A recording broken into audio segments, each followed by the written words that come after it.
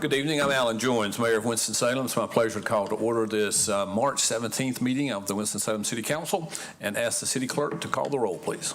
Councilmember Joyner. Present. Councilmember Clark. Here. Councilmember Andrew Bowen. Here. Councilmember Scipio. Present. Mayor Pro Tem Adams. Here. Councilmember Taylor. Present. Councilmember Hall. Here. And Councilmember Burke. Here. Thank you. We normally do a moment of silence here tonight, and before we go into that, I just want to say a minute that we're grieving the loss of one of our former Board of Aldermen meeting members, Virginia K. Newell, who served in this council for a long time. Died last week at the age of 107. So she's a great lady, made a big difference in our community. So let's think of her and her family tonight as we have a moment of silence.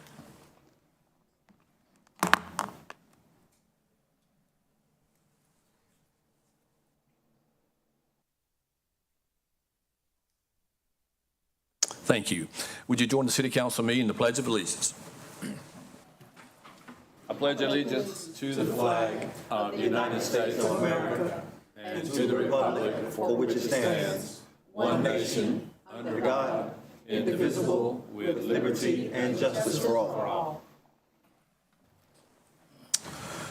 Thank you very much. Our Sergeant at Arms tonight is Lieutenant Bowen. Lieutenant, thank you for being with us.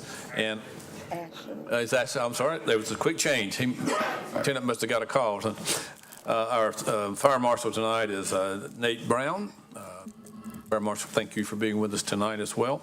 We recognize our City Manager for his update. Thank you, Mayor. Several different items tonight. First, let me start with the Winston-Salem City Council had a very informative trip to Washington, D.C., or members that could attend for many of them attending the National League of Cities Conference, March 10th through 12th. But Mayor Pro Tem Adams, Councilmembers Clark, Scipio, Andre Bowen, and Joyner were, along with the Assistant City Manager Wright and myself and our federal lobbyists, were able to visit each of our congressional representatives and our senators on the Hill while we were there in D.C. That discussions focused on a lot of issues, including a continuation budget at the time that was going on, affordable housing, how to maintain safe communities, a whole series of topics that were there. So in these meetings, again, with Representatives Pat Harrigan and Addison McDowell, we discussed many concerns for the council and representing the community. And a big topic of focus was our pending request for support for existing community projects and our existing federal funding. As council, I know, is well aware, at current, we're expecting there's about $93 million worth of federal funds that have been committed to us in one fashion or another, but have not found their way into our as actual cash to us. Many of those are because they're reimbursement projects, and some of those currently we are waiting because of the current things that are going on in the federal government. We're waiting on actual allocations of those or awarding of those or even getting allocations or information that says that we can move forward on those. There was also town meetings held with Senator Tillis and Senator Budd. During those sessions, I know Councilmember Clark asked about how the city could plan its budget without clear insight into the federal budget for next year. And that was a concern shared by many of the council members with other folks there. We were advised that they hoped that the funding streams could remain stable. We were not expecting to see any increases in our federal funds. And there was a lot of emphasis on hope that we would maintain the funds that we have now, which is a variety of transportation projects, a variety of our federal bus system projects, a number of housing projects, our community development block grants, which we just spent a serious amount of time talking about in our sessions before this. There's some public safety grants that we have out there, any number of projects that are going on that right now we're trying to focus on. Can we get that money that's already been allocated to us into the city coffers so that we can continue with those projects that the public is already aware of and wants us to continue on with. In general, I would describe the conversations as cautious, maybe optimistic, but like cautious in that they felt like the federal government would honor obligations that they already committed to, but no real promises for moving forward into the future. They emphasized the importance of maintaining our communication with them regarding all the allocations around federal funding, as, again, programs remain uncertain. At least one of the programs we talked to them about, which was a program to help with unhoused individuals that are in apartments here close to the downtown off of 5th Street. At that point, we had not gotten any information that those funds would be released to us, and that could have left us with a $150,000 to $200,000 gap in just helping those individuals through the remainder of this year. Since then, we've gotten some information that they are looking to move forward with those, but with some additional contract and a whole series of additional restrictions on the city to receive those funds. So we expect that to continue for all the federal funds that we're looking at. I know Mayor Pro Tem Adams, among others, raised a lot of views with our delegation on affordable housing. Again, we got a whole variety of comments back on those.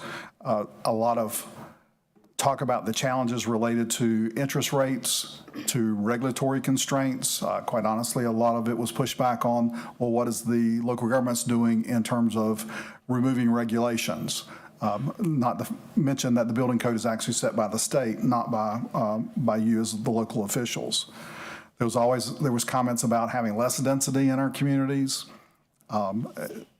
and trying to maintain, preserve the current character of the communities, and which doesn't account for the number of folks moving into the community.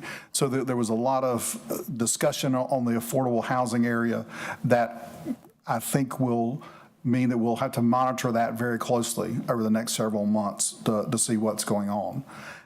A real part of this is that we know that the question was asked several times is what's going to happen with the federal budget and when could we might expect to see something as we have to adopt a budget in June.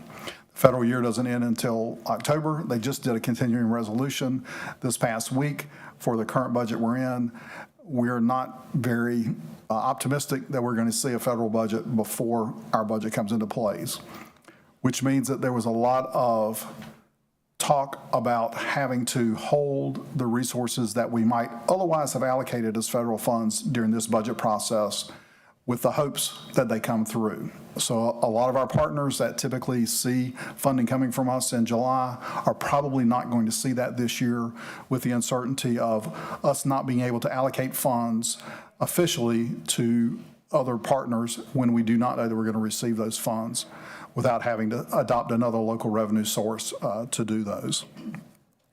We also did meet with Jim McCluskey, who's the director of the North Carolina Governor's Council there, which provided us another insight into what was going on the federal legislation and a good point of contact for us on issues as they come up.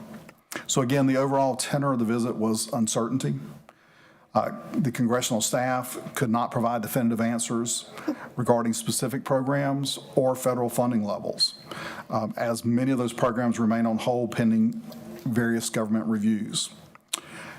We do believe, though, that it was helpful that the council strengthened the relationships with our congressional representatives and gained a lot of insight as to where they are and how they might be able to help us as we move through this period of uncertainty.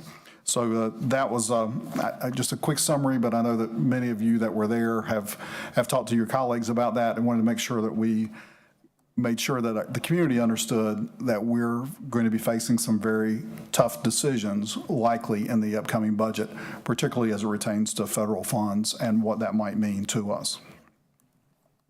A couple of other items to bring to your attention. The Meadowlark Drive widening project is almost complete. Yes.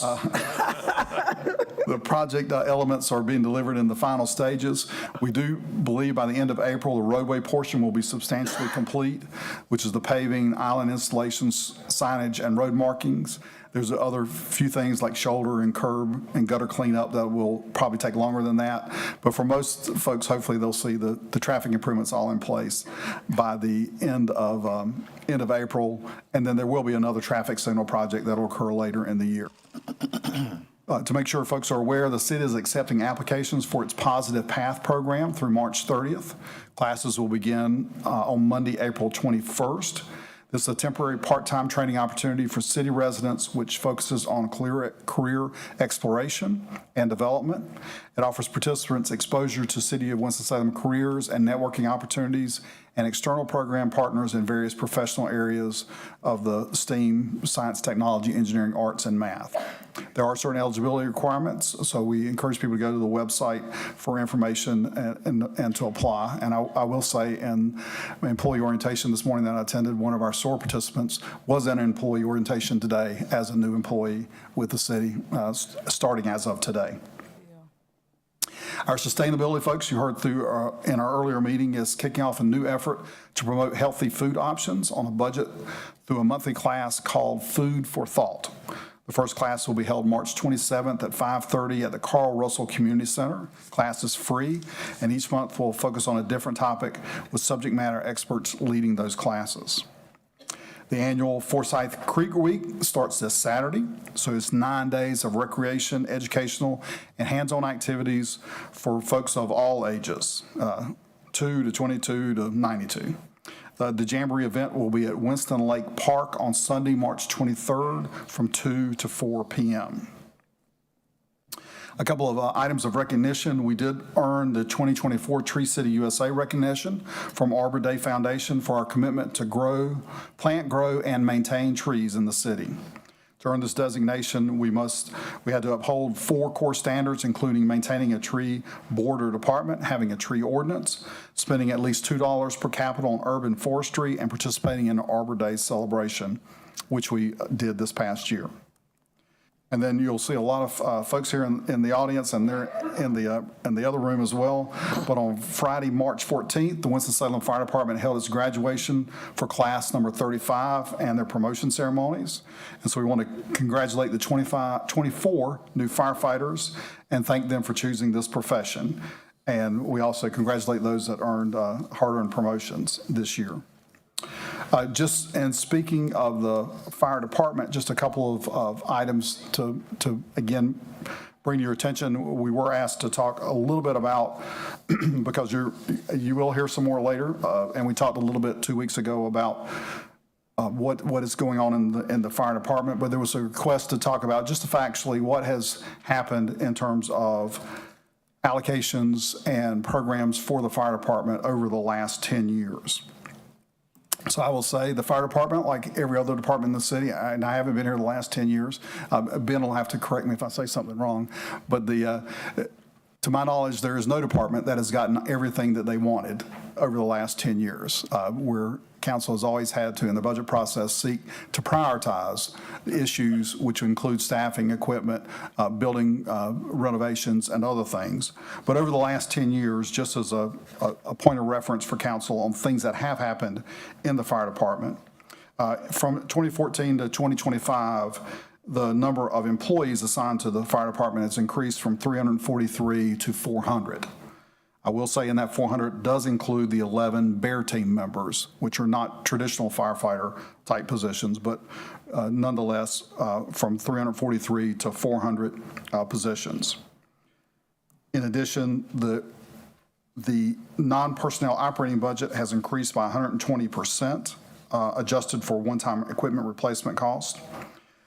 And on the capital improvement side, you have renovated Station 7, Station 8, and Station 9, built a new Station 13, replaced Fire Station 3, did a land purchase for Station 4, and a variety of other capital improvements related to driveways, traffic modifiers, fire gear, washing, et cetera, for about $18 million over that time period.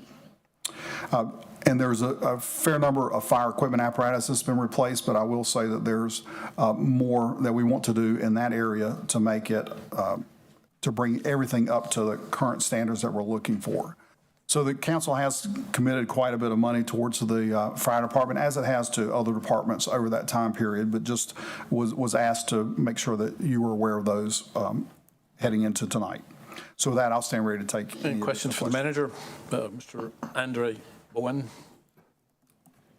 Thank you, Mr. Mayor. So 3 days ago, I received my utilities bill, and I've seen a lot of questions around that. I assume that my large bill and everyone else's large bill is in because of the issues we had from December. Can we speak to that? And if there are people out there who may not be able to pay such a high bill right this moment, is there a payment plan or a late fee? Where are we standing on that? Thank you for asking, because that got left off my list. I'm gonna turn to ACM Aaron over there to King to respond a little bit on this one. But I will say, if you have a high bill, it's because you used a lot of water, because I think we're sending out bills on a regular basis. Mr. King? All right. Thanks, Pat. Good evening, Mayor, Mayor Pro Tem, members of council. So we did resume billing on February 17th after the cyber event. Just as a little bit of clarification, we've got 16 billing cycles that cover our network in the city and the county. And fortunately, as you've heard Courtney talk about on many occasions, about 80% of those customers are on AMI, which allows us to get those reads remotely, which has been good because we've been able to go back and establish the reads per the billing cycles we've been trying to bill for. So basically, by the end of this week, every customer in our system should have received at least one bill from us. I got mine today, too. I would tell you, especially for folks who are seeing higher bills than usual, check the number of days in the billing cycle it compares to last year and last month, so you can see if there's any irregularities in there. The one thing that will happen is you're likely going to receive bills in a little bit shorter cadence than you typically would. So for those of us that got bills recently, your next bill, instead of coming 60 days down the line, is likely going to come a little bit quicker on the heels of that. But again, it's for a 60-day cycle in there as well. For folks that do have challenges getting those paid and paid on time, they can contact CityLink and set up a payment plan, just as we've always allowed our customers to do. So if you have anybody, that is the correct place to send them is to CityLink and have a conversation about that. So, and just a quick note, our team in utilities has worked very hard with our partners in IS and Revenue, CityLink across the board to get this going. So a big thanks, a big one-team effort there for the city staff. Thank you. And I think we should reiterate as well that folks are only being billed for the water that they've actually used. So there was a period that people did not get bills that would have normally got them. I was in that cycle. And so then I did get another bill. Mine was a typical bill, and then I'm expecting another one probably in just a few weeks for that same. But that is just making up for the time that I would have paid originally but had not paid, or in my case, drafted out of my account. Okay, good. Thank you, Mr. Pate. We'll now move to our agenda, which is comprised of the two parts, the consent agenda and the general agenda. And it's always practice of the council to take the consent agenda first. And items on this agenda have been unanimously recommended by a committee of the city council or are being submitted in accordance with established city procedure. There'll be no discussion of the items on this agenda unless a council member so requests, at which time we will remove an item and consider it individually. Items not removed will be enacted with one motion. We're televising this meeting live tonight on the city's YouTube page as well as TV 13, and it will be replayed on Wednesday morning at 9 a.m. and again Wednesday night at 9 p.m. Of course, copies of our agenda as well as videos of previous meetings are always available online on the city's website. You just click on the Watch Meetings Online link. There's only one item on our consent agenda tonight. I assume council's not going to pull that one, so I entertain a motion to approve the consent agenda. Move approval. Second. Motion by Councilmember Clark, seconded by Councilmember Scipio. All those in favor of the motion, please say aye. Aye. Any opposed? No. That's unanimous. Thank you. We'll now move to the general agenda, which is comprised of two zoning hearings. And when these public hearings are called, persons in the council chamber will be given an opportunity to speak. If there's opposition to the public hearing item, proponents and opponents will be each given 15 minutes for presentation and 3 minutes for rebuttal. If no one wishes to speak, then I'll close the public hearing and the council will consider the item. May we have item G1, please? Item G1, public hearing and consideration of zoning petition of Shyam Schlock LLC from RS9 to LBS, properties located at southeast intersection of Burke Mill Road and Griffith Road. Planning Board recommends approval of petition. Thank you. I'm going to ask our Chris Murphy, our Director of Parks. You want to be Parks, and you can play golf all the time. Regional Planning and Development to give us a brief summary of this item, please.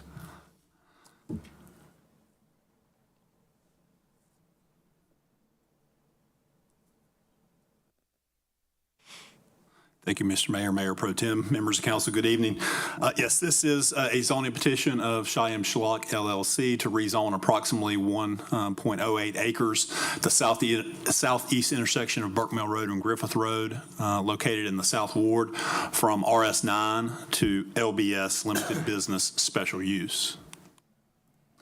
This is the subject property shown on the Legacy Growth Management Area Plan. It is located within GMA 3. This is the subject property highlighted in yellow, again on the southeast corner of Burke Mill and Griffith Road. It does lie, again, on that southeast corner. It is located within the South Ward across from the Southwest Ward. Subject property shown on the Southwest Suburban Area Plan update, which was adopted by council back in 2015.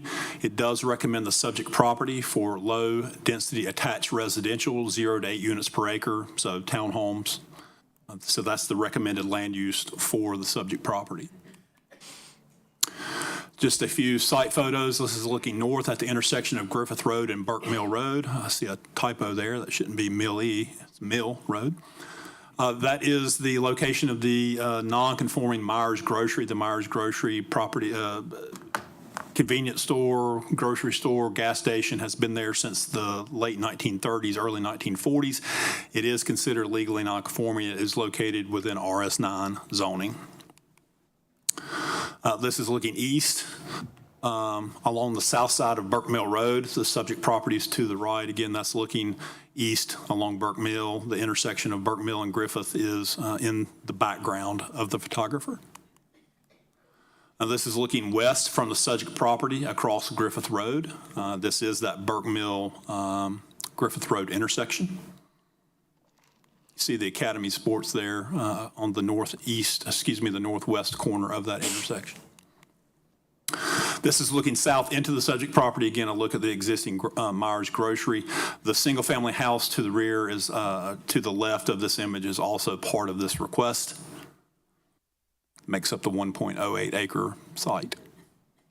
And again, this is just looking south along Griffith Road. Again, the subject property to the left. This is the site plan for the case. It does propose a well-designed and well-placed building. It is located at the corner of Griffith and Burke Mill Road. This building is approximately 4 times the size of the existing building. There are 6 pumping stations or 12 places where you can get gas shown on this. That is located to the southeast of that building. Again, the building pulled up to the corner. There are driveways shown both to Burke Mill and to Griffith Road, but again, away from the intersection as far as they can get it to the east and to the south on the subject property. Here are the elevations that were submitted for the project. You notice it does say fresh market. This isn't a fresh market. It's just advertising that they are going to be providing some fresh produce and things in the building. These are some additional renderings, colored renderings that show kind of how that building would look. Again, with the canopy to the rear, the building pulled up to address the street with some sidewalks. Again, building up to Burke Mill and Griffith. Kind of summarizing the request is not consistent with the recommendations of Forward 2045 or the Southwest Suburban Area Plan update, which again wanted to limit commercial encroachment into residential areas. You did see on the previous slide, one of the previous slides, that the recommendation was for low density attached townhomes. This request would increase traffic generation along a minor thoroughfare that is already operating beyond its design capacity at a level of service D. Approval of this request could lead to requests for additional commercial zoning along Griffith Road on the south side of Burke Mill. And this request would allow for the redevelopment of an existing non-conforming commercial use along a minor thoroughfare. Again, keep in mind, Myers Grocery has been there for a number of years, so it would allow for the redevelopment of that non-conforming use. Hearing all these items at the planning board did consider the item. There were no speakers in opposition following the public hearing. The planning board did vote 6-2 to recommend approval of this request to the full council. So with that, I'm glad to answer Any questions, Mr. Murphy? Councilman Clark. Does the site currently have underground fuel tanks? That might be a better question to ask the attorney. I'm not 100% sure. I know that the store has remained open. I'm not sure if they've ever done any UST remediation or not. The pumps are still there, so I would think that if they've been remediated, I think that they did reinstall them, but I can't answer that question. I'll ask that later then. Thank you. All right, thank you, Mr. Murphy. We will go to our public hearing, and we do have opposition, so I'll call on the proponents first. If you give your name and address for the record, please.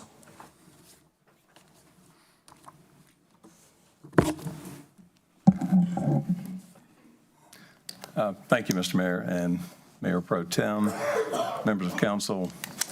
My name is Mark Isaacson. I'm an attorney at 804 Green Valley Road in Greensboro. And thank you, Jerry, for handing down the materials that I'm about to go through. I'm here on behalf of the property owner, and two of the family members of that property owning entity are here with me. They currently operate Myers Grocery Store at this location, as you heard. That grocery store, convenience store with fuel pumps, has been located here for well over 70 years. And as you'll see, we think it's a bit outdated and needs updating and could use some improvement. The first page of my handout is the zoning conditions, which Chris went over. But just to briefly summarize, we worked closely with the staff for several months to get to this point. And we have tied the zoning to the elevation renderings, which you've seen and which we'll go through one more time. We also limited signage to a maximum height of 6 feet and installing a 6-foot tall opaque fence along the southern and eastern boundary lines. In addition to the required buffer yard plantings, we have agreed to install an enhanced 10-foot wide street yard meeting the type 1 buffer yard. That's the highest requirement for planting requirements along the streets. And we've agreed to limit any exterior amplification or devices on the property. Next is the aerial photograph showing you the property. I'm duplicating some of the things that Chris went over, but the property in yellow is the subject property. This also highlights what you see around the property, including the Academy Sports Retail Center for the Northwest. But importantly, I think there's a fairly large apartment property to the west. There is a lot of office space. Novant Health has a significant presence to the northeast and to the east, and there's an assisted living care facility to the south. So a lot of mixed uses in this area, which we think is an important factor for council's consideration. Next is the zoning map, which Chris went over, again showing the mix of uses in this area, which is a factor for council to consider. Then let's get into the sketch plan. That is the next page. You'll see, I think, as Chris indicated, it's a well laid out, well designed plan. The proposed store is at the corner, and the fuel pump station would be at the back. We have agreed to an enhanced landscaping buffer, the fence that I mentioned, and we think this will help improve the access over what's there now to make it a safer access arrangement for vehicles. Next are some renderings for illustration, and as Chris mentioned, this is not the Fresh Market. Our engineer just happened to put that on there, but the intent is to bring and introduce fresh groceries and produce to this area where there really is none now. We think that's an important factor as well. I think it's an attractive-looking plan. It contemplates a wide variety of offerings to serve the area. And there are 2 or 3 renderings for your consideration. And next, as Chris showed you, are some photographs of the existing store and the location. This property really is right up there on top of the intersection, very close to it. Access is currently a little challenging, and this has become a crowded area. There's been, I think, even since the comprehensive plan was updated, there have been significant developments in this area that I think council may want to take into consideration in reviewing this. Next are some photographs of the interior of the store. And as you can see, it's a bit crowded, a lot of different offerings, products, but no fresh food, produce, that type of thing. So we're hoping to introduce that here. Some photographs from the property looking outward and giving you the idea of the proximity of the street and the Academy Sports Building across the street. And as I mentioned, quite a mix of uses in this area. Next is a copy of our letter sent in December to all of the property owners within the radius that the city uses. We utilize the city's notification list. We held a neighborhood meeting on Wednesday, December 18th at 5 o'clock at the property. We had no one attend the neighborhood meeting, but we continued our neighborhood outreach to some of the property owners that we were able to contact. And so next is a letter or several letters of support. One is from the property owner of the 1.5 acres that adjoins the property to the south. They strongly endorse and support this application. Their intent is to build some single-family homes in that area and think that this would be a complementary use for their development plans. In fact, they say that our review of the planned reuse of the property by petitioners is the impetus for this letter to you, and we are wholly supportive of this rezoning and are confident it will stabilize the immediate neighborhood and improve property values and quality of life for the residents. We urge you to give this rezoning your favorable consideration. Legacy plans cannot and do not always take into account local and historical perspectives. A modern convenience store in this location would be an asset to our occupants and to the neighborhood as a whole. Next is a letter from the owner of the apartment property to the west. I won't read that to you. You have it there to review. Again, they strongly endorse and support this application. And then an individual property resident to the west across the street has also signed a letter in support.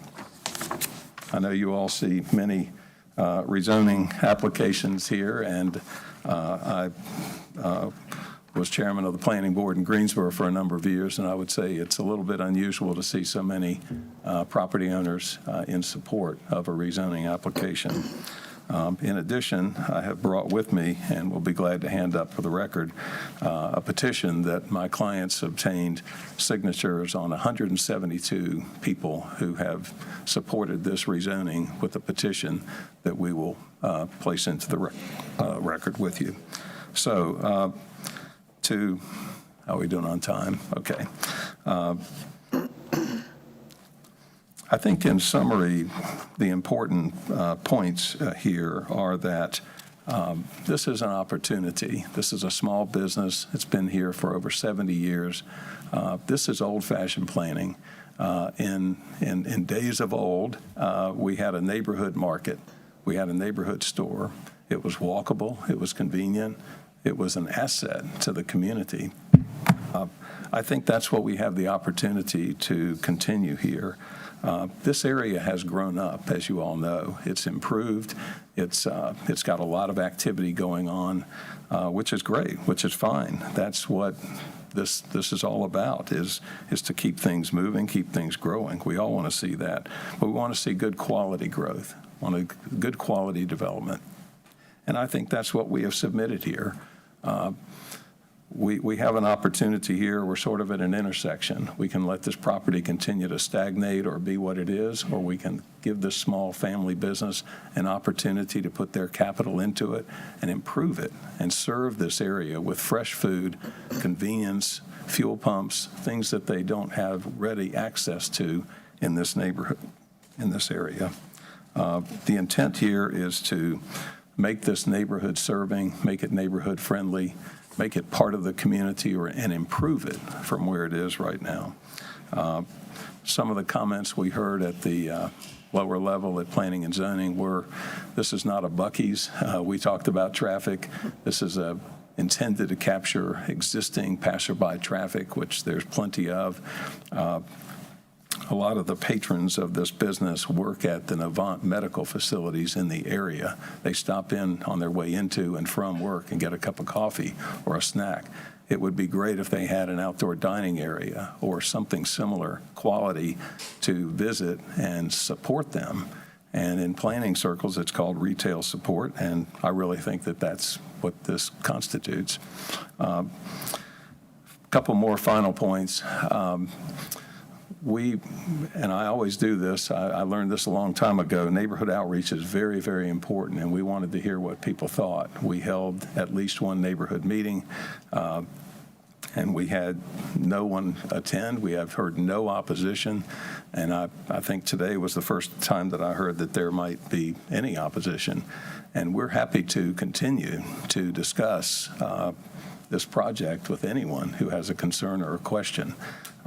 So we're very transparent about this. We're not trying to slide this by anyone. We would love to continue our conversation. Last point is, I think, important, fuel tanks.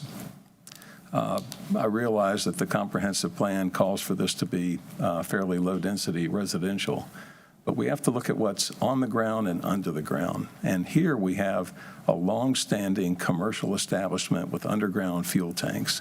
Now, quite simply, folks, the budget to update this to modern standards, clean up this property, would just not be supported by a low-density residential use. The commercial use would support that. So as a city, as a community, we have an opportunity to update this property to modern environmental standards, bring it up to speed, and to improve this property to a neighborhood-serving market store. And I think that that is a great opportunity. Hope Council will favorably consider this, and we stand ready to answer any questions that Council may have. Thank you, sir. Do you have anyone else who would like to speak on the proponent side? I believe I'm it. Great. Thank you very much. Thank you. The opponents would have 15 minutes for a presentation. The first person, I believe the first name is Colin. And if you would give your name and address for the record, please. Good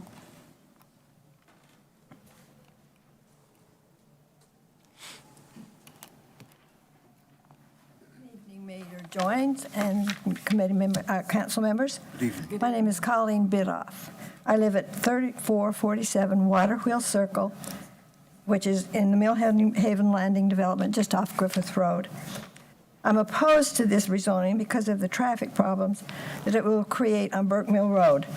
The intersection of Burke Mill and Griffith Road is already pretty busy.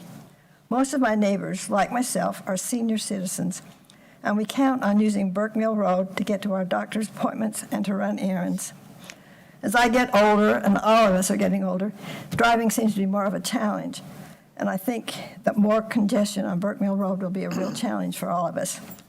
More commercial development at this location is not needed, as we have plenty of commercial development along Haynesmile Boulevard, including several gas stations, and the planning staff recommended denial of this rezoning. This proposal is also incompatible with the recommendations of our area plan. Please vote against it. Thank you. Thank you. Gwen Reisman.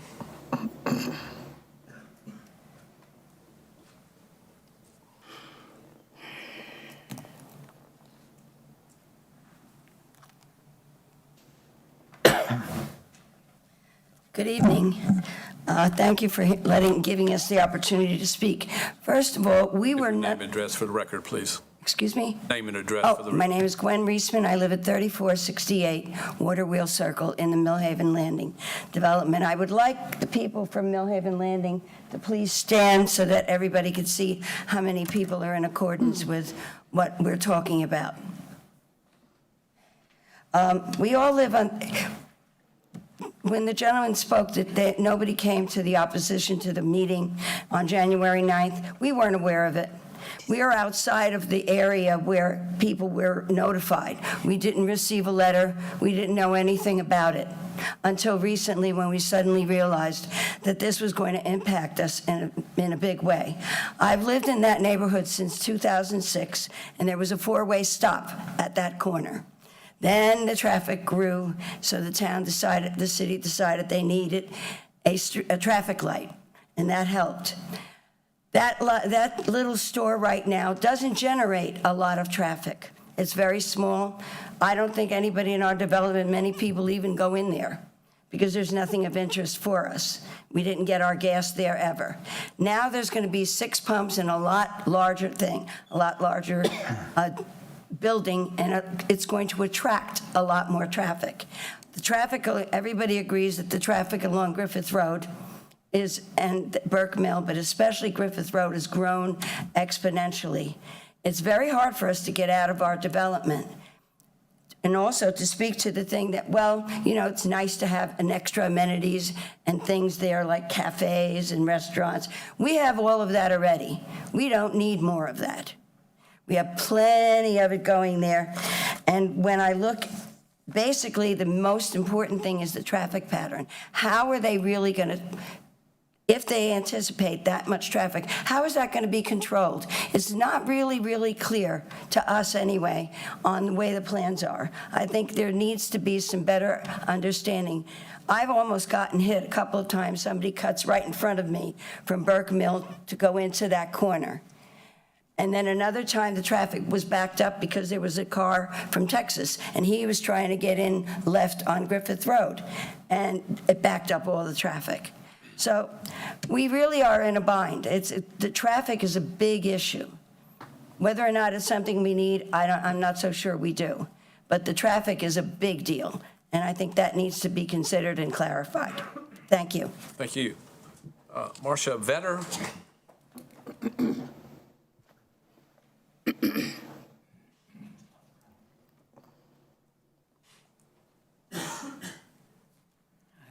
Good evening. Thank you for having us and allowing us to speak. My name is Marcia Vetter. I live at 2465 Water Wheel Drive. And I just don't have too much to add to what has already been said, but in reading the planning board, it really does say that the portion of Burke Mill abutting this property already has an average daily trip count exceeding the road's current capacity. So there's anticipated another 930 estimated additional trips to an already overburdened area. The traffic is a much major concern. And I guess I'm not really clear as to why the votes have been for it when it's against the plan by the planning board. The Southwest Suburban Area Plan recommends low-density attached residential development, not high-intensity commercial property. Burke Mill Road has been the dividing line between commercial and residential, and this expands the commercial into the residential area. And, again, the traffic. And I think also, you had also put up on the board that approval of this request could lead to additional requests for commercial zoning along Griffith Road, which is of, major concern. So thank you for listening, and I hope you'll vote no. Thank you. Schwartz, I believe it's the last name. I can't make out the first one.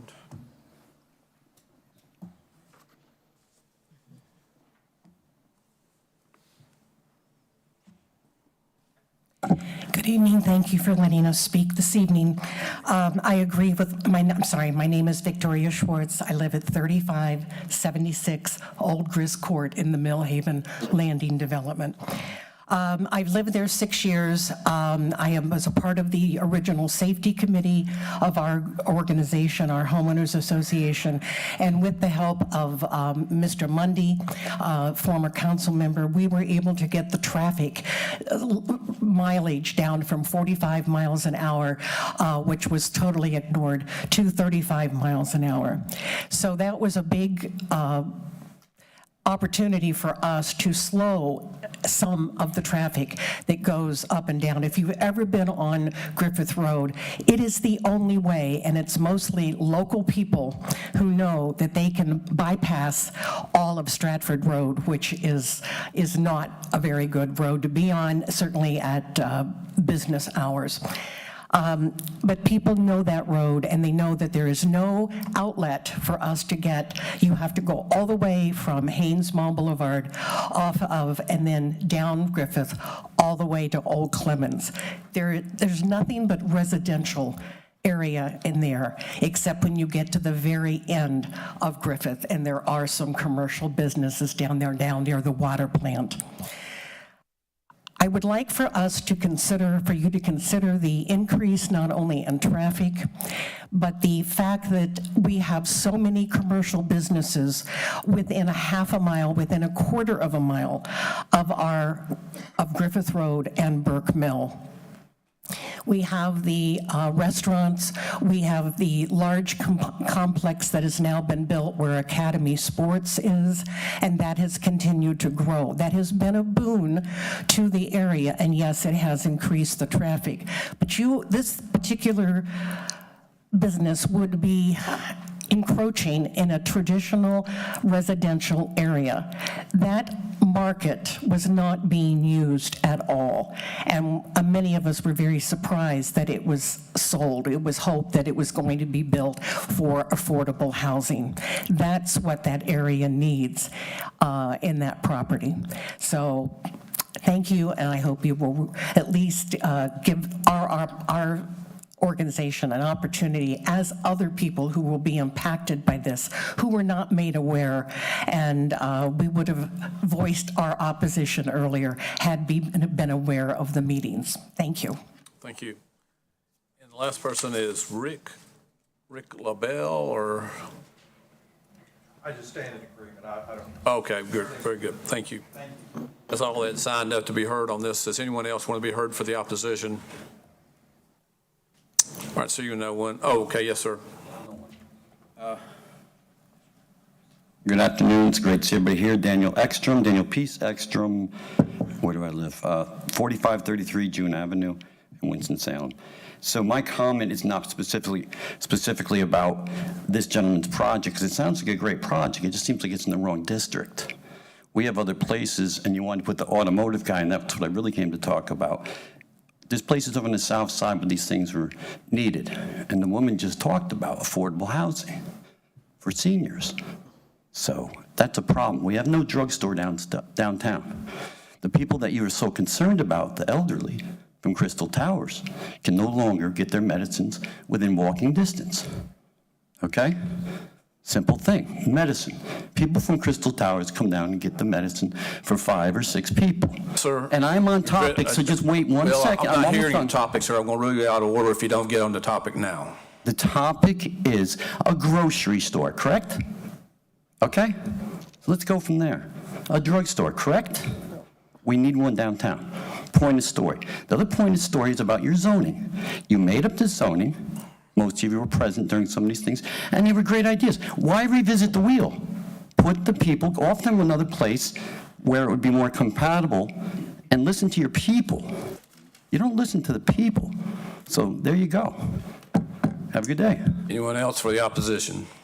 All right, we'll now go back to the proponents. You have 3 minutes for rebuttal.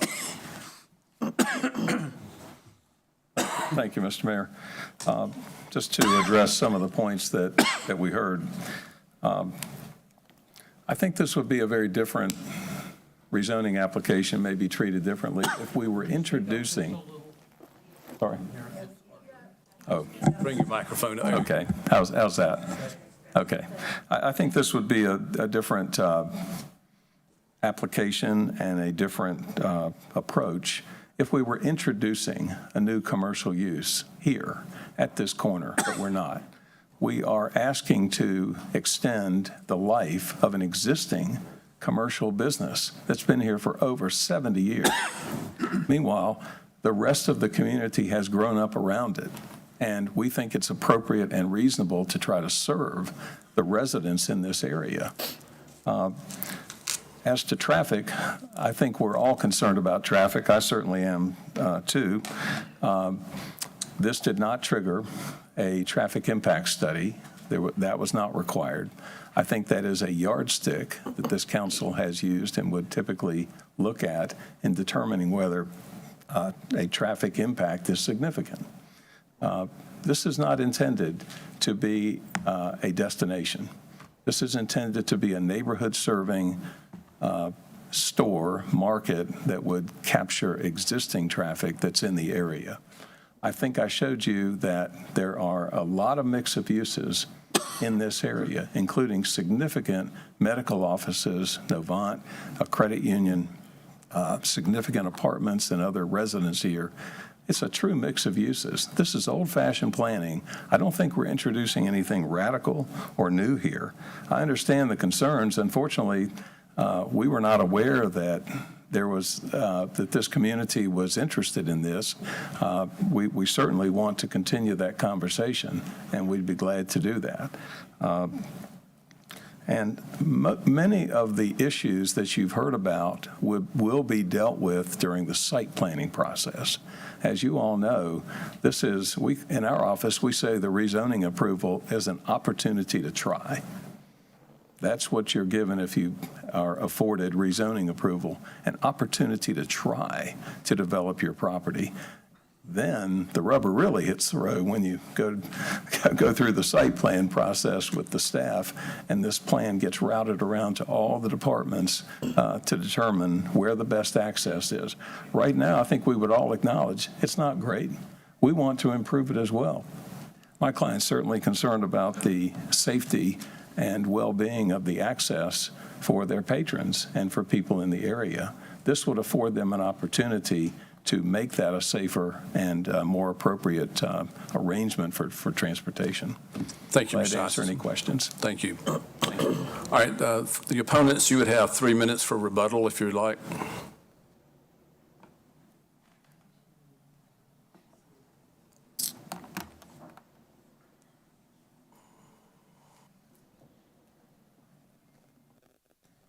Okay, let me put it down where it reaches me.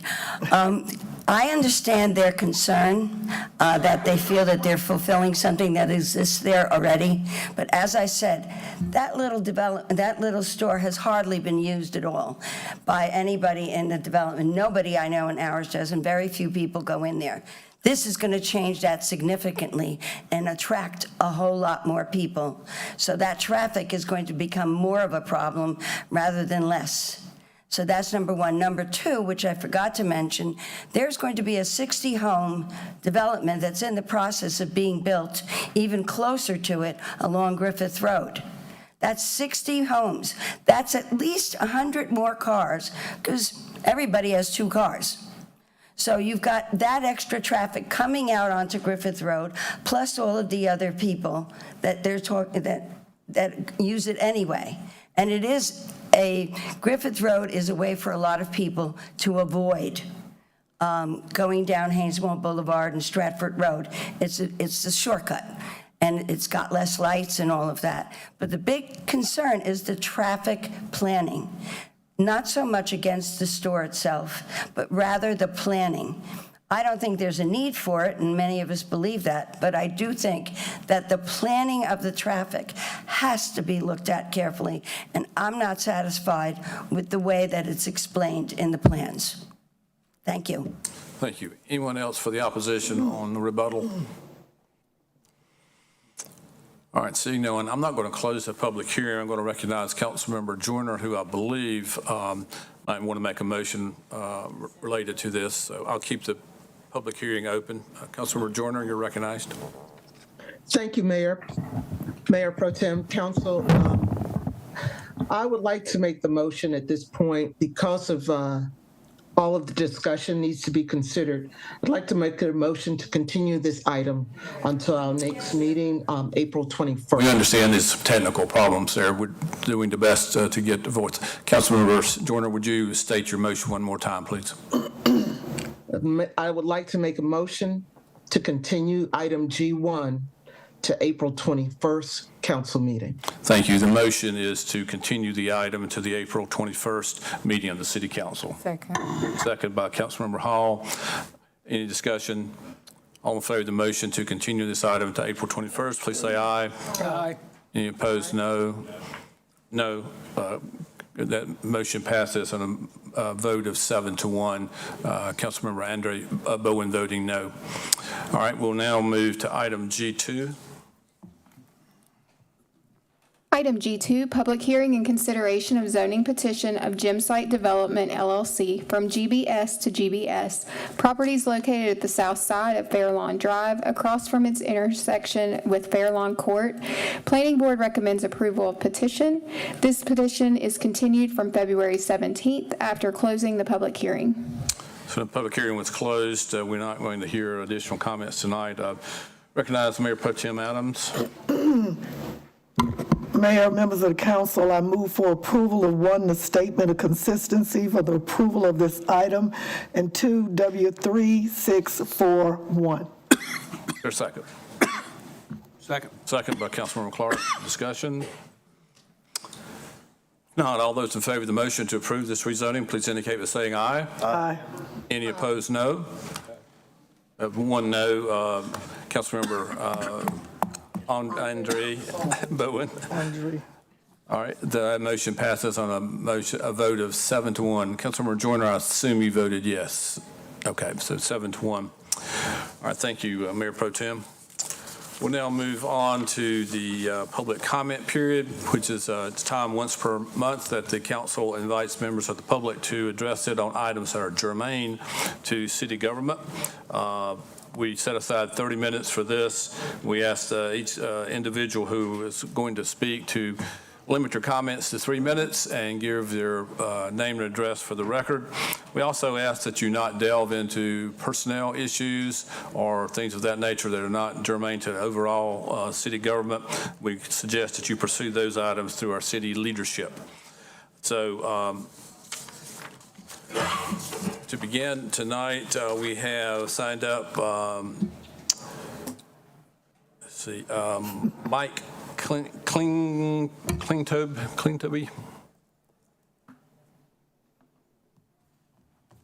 Mr. Mayor, we may have some people outside. I don't know how we can communicate with In them. the overflow room?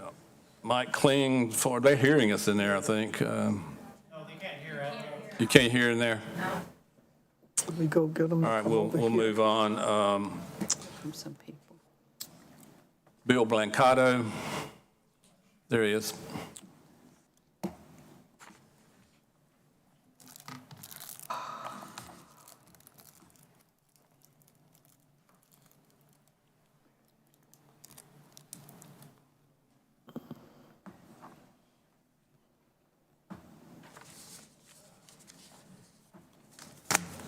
Good evening, Mayor Joines, Mayor Pro Tem Adams, and other members of the council. I wasn't expecting to go first.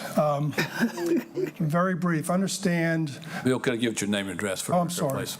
Bill Blancato, 1860 New Shore Court, Winston-Salem. I live in the South Ward. I understand the council was presented with a sustainable energy plan this afternoon, and I was here to encourage you to consider that and adopt provisions that are recommended by your staff. I'm sure you all recall that in late 2020, the council adopted a resolution to move to reduce its carbon footprint, and this is an important first step in that direction. So I hope you'll start putting some meat on that skeleton of the resolution you adopted in 2020 and move forward with the plan that was presented this afternoon. Thank you. Thank you, Mr. Blancato. Let's see, Matthew Myers, excuse me.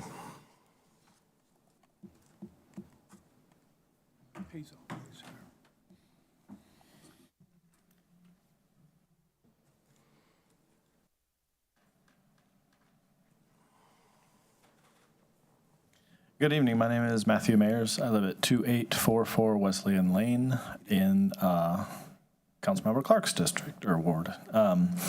Thanks for the opportunity to speak. And I also want to thank especially Dr. Shailene Miller, your sustainability director from the meeting earlier this afternoon, who presented very briefly a much longer strategic energy plan, which I read earlier this week, and it's a good plan. I hope that you all will take it very seriously and follow it closely, because it was done in a really smart way, I believe. She and her staff are excellent. They really are. Just to highlight a couple of the things that I really liked about the plan. For one thing, they prioritize items in a way that allow you to make the most financially sensible investments first, and that will help to pay for other sustainability measures later on. Pretty smart. They highlight the fact that electrifying things is a way to decarbonize, because, as you pointed out, Mr. Clark, we're a little bit at the mercy of Duke Energy. As they decarbonize our grid, we get more decarbonized as well, but not if we keep driving gas cars. So we do need to move towards electricity in our vehicles. And maybe one day they'll let you park in that spot, Mr. Andre Bowen, don't know. At the same time, she and her staff point out that there are opportunities for us to install sustainable energy projects on city property, and that also takes a bite out of the carbon footprint of the city, because Duke's not going as fast as we really need them to, despite the legislation that enforces that movement on them. So I hope you'll take really seriously her recommendations there, and even add to them. You might consider, for instance, solar panels at the wastewater treatment facility, which uses a ton of electricity, or at the closed over areas of the Haynes Mill landfill, where there's a lot of open land and it's already pumping electricity back to the grid at that gas generation facility. So you've got some opportunities there. And then I also just really want to focus on briefly the fact that this report, or this plan rather, urges you to engage the community in ways that could be really very impactful. And I'll add a little bit to what was on the report, because I can't walk away without saying that our land use policy is really our most important thing when it comes to energy use. There was mention of density conversations in Washington. We need to densify, and we need to make it possible to get around on public transit. Thank you. Thank you, Mr. Myers. All right, Ashton Para. Can't remember your last name. There it is. Thank you. Ashton Parnello, 1528 Mallory Circle, Winston-Salem, 27106. Thank you. Good evening, Mayor, Mayor Pro Temp, City Council members. My name is Ashton Parnello, and I am the Union President for Winston-Salem Professional Firefighters Association, Local 682. I stand before you today not just as the president of this union, but as a voice for the majority of the fire department and as an advocate for the citizens of Winston-Salem. The decision to limit our overtime budget and force our fire department to reduce the minimum staffing to 79 is not just about numbers on a spreadsheet. It's about safety. It's about whether we as a city are willing to gamble with the lives of both of our firefighters and the citizens and property we swore to protect. Firefighting is not a profession where we can cut corners. When the tones drop in the middle of the night for a structure fire, when someone is trapped in a burning home, when a heart stops beating, and seconds mean the difference between life and death, who do you expect to be there? The answer is us. The NFPA sets clear standards for staffing levels. NFPA 1710 recommends 4 firefighters for the minimum number of personnel on a fire truck. They do this because they know what happens when fire departments are stretched too thin. They know the risks of sending understaffed crews into burning buildings, and yet here we are, being asked to do more with less while our call volume continues to rise and our city continues to grow. While overtime may seem like an easy place to trim a budget, I assure you, what you cut in dollars today, we will pay for in lives tomorrow. Here are some examples of these lessons written in blood. Asheville Fire Department, Captain Jeff Bowen, 2011. Lexington Fire Department, Captain Ronnie Metcalf, 2024. The Charleston 9, 2007, all line-of-duty deaths that came after prolonged levels of minimally staffed fire departments. Do not make the same mistakes that these departments did with their firefighters. It is not a matter of if, it's a matter of when. Our fire department is in a crisis. Not only are we in a staffing crisis, but we have a recruitment and retention crisis as well. Our neighboring fire departments all have higher pay than us. They have step pay plans for every rank. They have lateral transfers, while we offer none of these things. These other municipalities are effectively taking our firefighters away from Winston-Salem. We are not asking for luxuries here. We are asking to properly staff fire trucks so we can effectively and safely do our jobs, not only for ourselves, but for the public. We are asking to be on par with our neighboring departments so we don't keep losing firefighters. The union's overall goal is to help make Winston-Salem Fire Department a destination fire department. And lastly, I'll leave you with this. Greater love hath no man than this, that he lay down his life for his friends.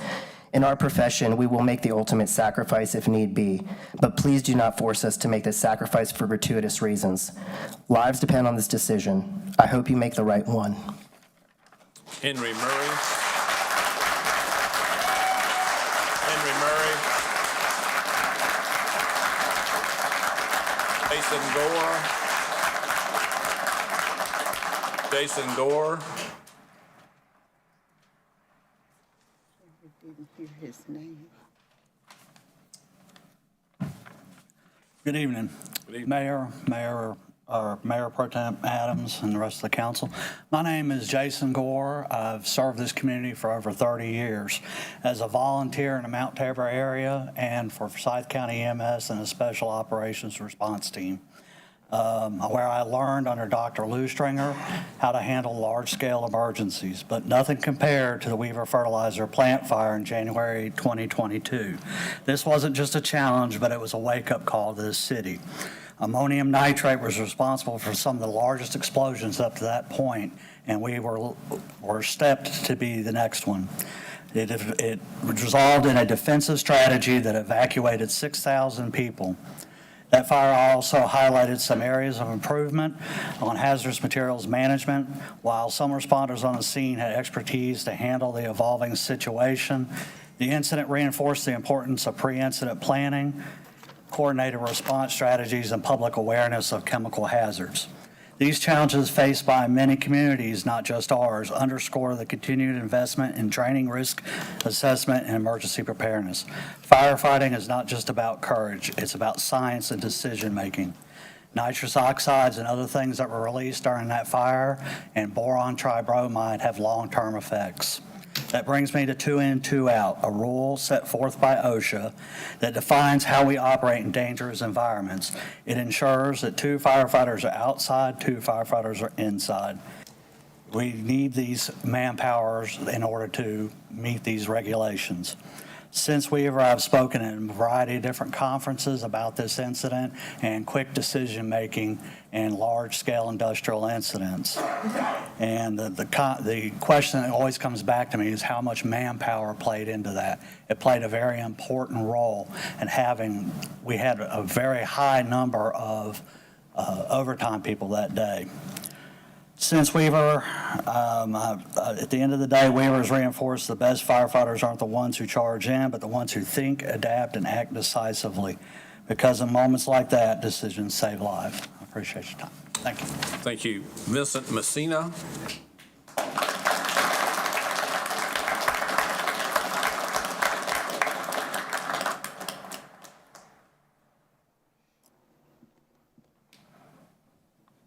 Good evening, Council. Vincent Messina, 1655 Briar Lake Road.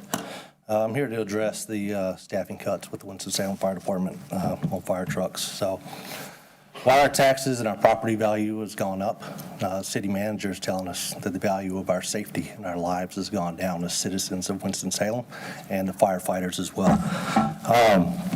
It's insulting to me that while the value of seemingly everything rises, the value of our lives has somehow gone down.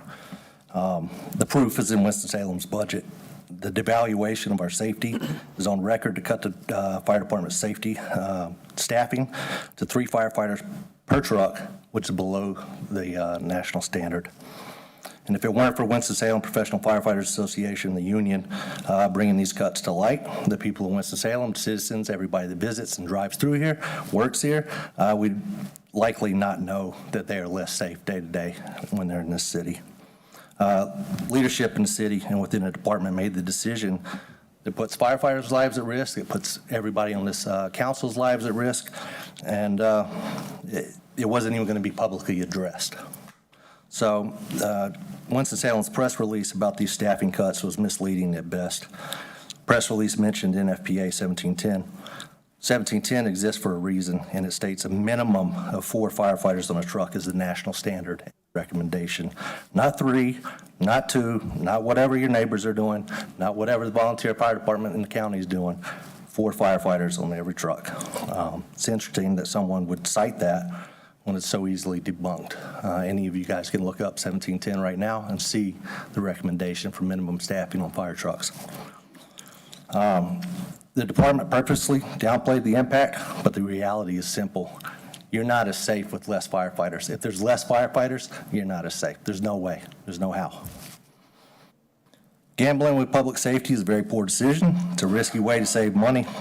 We were talking about Crystal Towers. So from Crystal Towers to the country club, citizens and visitors of Winston-Salem deserve 4 firefighters on every truck every day. If you have to call 911, would you rather 4 firefighters be there as quick as possible, or 3 firefighters there, or 2 firefighters? It takes a little bit longer because they're coming a little bit further away because we got less staffing across the city. So, as a citizen of Winston-Salem, I'm asking you as the council to direct city manager and the fire department to implement 4 firefighter minimum staffing on every truck for every citizen, for every visitor, for everybody that drives through this city. Thank you. Daisy Rodriguez.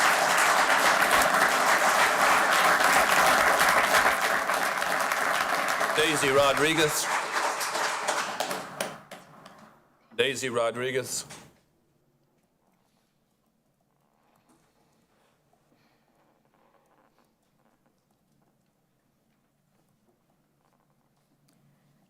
My name is Daisy Rodriguez, and I reside at 412 Auburndale Street in Winston-Salem.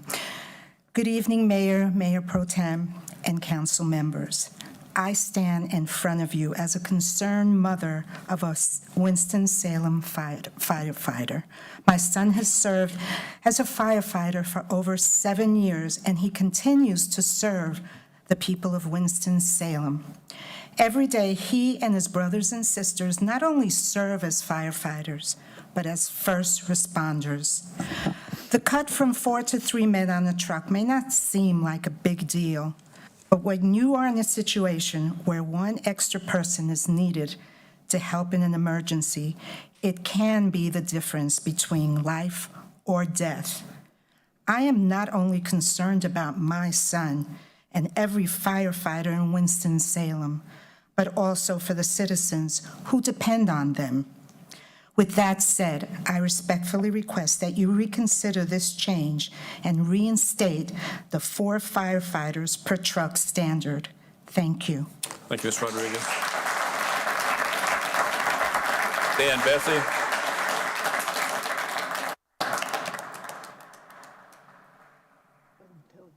Be sure to give us your name and address. My name is Dan Bessie. I'm a resident of 412 Auburndale Street, Winston-Salem, in the Southwest Ward. Mr. Mayor, Madam Mayor Pro Tem, council members. I'm also speaking as a family member of Winston-Salem firefighter this evening and want to add my concern regarding the recently announced limits on shift staffing. I won't reiterate the explanations provided by the professional firefighters regarding why that is a concern. But I would like to add the perspective of a fellow long-term public budget person who's been responsible for that as well as yourselves. I understand the pressures of budgeting, including that it may sometimes be necessary to find savings if revenues fall short of expenses or are exceptionally high late in a budget cycle.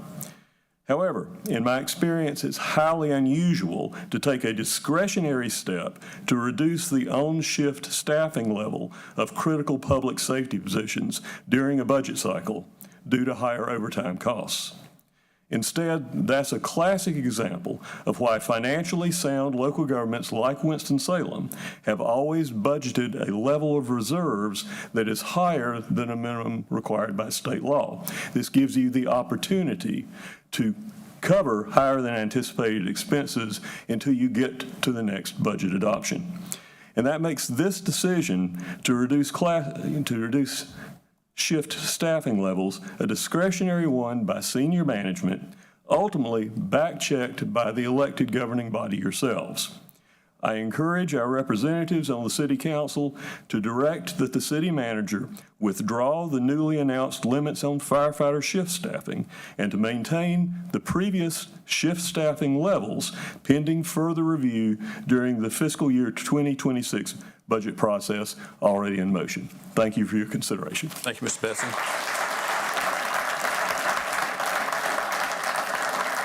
I'll go back up to Henry Murray. Is he here? Henry Murray. My name is Henry Murray. I'm the Vice President of Local 682 and a firefighter with the Winston-Salem Fire Department. Mayor, Mayor Pro Tem, City Council. Public safety is not just my profession. It is my family's legacy. My father dedicated 30 years of his life to this city, serving as a paramedic, firefighter, and police officer. I was born and raised in Winston-Salem, and after serving in the United States Army, I came home to continue that legacy. As a father of three, I want my children to know I stood for this community. That is why I stand here before you tonight. Not just as a firefighter, not just as a leader within the union, but someone who believes in the city and the men and women who serve it. I'm here on behalf of the firefighter who puts their life on the line day after day, night after night, and for the people of Winston-Salem. This department needs attention. Concerns include pay, retention, facilities, morale, and a mishandled firefighter career ladder that delayed raises and time and rank. But right now, we are asking for one thing: to staff the fire department at the level necessary to protect this city. This is for the safety of every person who calls Winston-Salem home. Firefighters do not discriminate. We serve all communities. We respond without hesitation, no matter the danger. But right now, we do not have the resources to do the job at the level the city deserves, demands, and expects from this fire department. I ask you, when a house is on fire, do we remain silent? Or do we sound the alarm? Today, we are the ones sounding the alarm. This is not about placing blame. This is about finding solutions. At the end of the day, we just want to do our job. And even though we are one of the lowest paid municipal fire departments in the state, we will continue to serve. But we cannot do it alone. Difficult conversations must happen to progress to be made. General Colin Powell once said, "Leadership is solving problems. The day soldiers stop bringing their problems is the day you have stopped leading them. They have either lost confidence that you can help or conclude you do not care. Either case is a failure of leadership. We are bringing our problems to you because we still believe you can help. We trust that you have the power to make things right. Help us become a destination department within the great state of North Carolina." Thank you. Thank you, sir.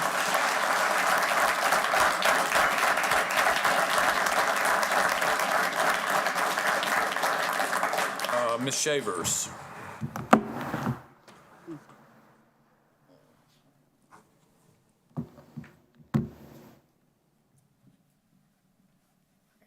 Good evening, Mayor, Mayor Pro Tem, and Council. My name is Kwame Kidd Shavers. I'm the founder of the Pink Vote, sponsored by Carolina Ford, and I'm here on business and I'm here on personal as well. Reducing the number of firefighters working per shift in the city of Winston-Salem is a grave irresponsibility that jeopardizes not only the safety of our community, but also the safety of the brave men and women who serve to protect us. A well-staffed fire department is essential for ensuring swift responses in emergencies, safeguarding lives, and providing our firefighters with the support they need to perform their duties effectively and safely. For years, the Winston-Salem Fire Department has faced chronic understaffing and underfunding due to budgetary constraints. This year, the Winston-Salem Fire Department Department has already depleted its annual overtime budget of $1.86 million, forcing them to limit the number of firefighters available to respond to emergency calls, a situation that is persistent until the new budget takes place, of course, July 1st. Ashton Pinello, the president of the local union and city firefighter, highlighted the consequences in a recent interview with the Journal. Reducing staff means delayed on-scene efficiency times, but that's not delayed getting there. That means delayed efficiency time while they're there serving constituents in our community. Heavier workloads and increased risk to both firefighters and the public. To compound this issue, recruitment for career firefighters is becoming increasingly challenging. The Winston-Salem Fire Department responds to a structured fire approximately every 36 hours, yet firefighters in Winston-Salem earn, on average, $5K less than their counterparts in comparable fire departments. I'm not talking about the ones that are like the volunteer ones or the less with lower acuity. I'm talking about the ones that are the same acuity as them. Never mind, we're also the 4th largest county in the state of North Carolina. It is imperative that the Winston-Salem Fire Department is properly staffed and competitively compensated to ensure the safety of both firefighters and the community they serve. So now for the personal. I was 19 years old. My daughter is 10 shades lighter than myself. So when she would have a seizure and stop breathing, she would start turning black and blue quickly. I was a young mother and I was scared. The first people on the scene was always the fire department. They never treated me like I was slow. They never treated me like I was a bad mom. They never treated me like I was a person that was abusing resources. I was scared. I never questioned why they were the first on the scene versus EMS, but once I became a first responder myself, I then began to understand that there are more fire stations than there are EMS stations. But I didn't care who they were because they were equipped to help me with my daughter in my time of need when I was scared and I needed them. And so that's why I'm here to stand up for them, that I hope that we're able to come to some type of agreement so they can get competitive pay and also that they're staffed adequately. Because I trust you me, if you're in an emergency situation and they show up and they're not staffed adequately, there will be a price to pay either with constituents or either with our firefighters, and we don't want that. Thank you. Thank you, Ms. Evans.